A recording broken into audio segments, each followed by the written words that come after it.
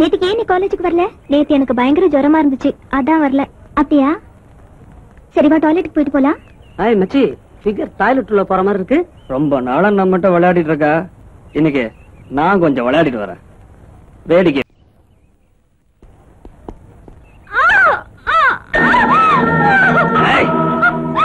அன்னைக்கு உன் காலை பிடிக்க வச்சல என்ன, இப்ப போய் சொல்லு எல்லாத்துக்கிட்ட.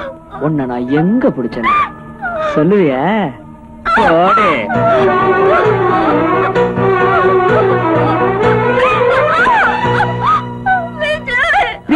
என்னாச்சு என்னாச்சுன்னு கேக்குறேன்ல. எவனாவது உன்னை கிண்டல் அடிச்சானா? எவனாவது உன் மேல கை வச்சானா? சங்கீதா, என்ன நடந்தது?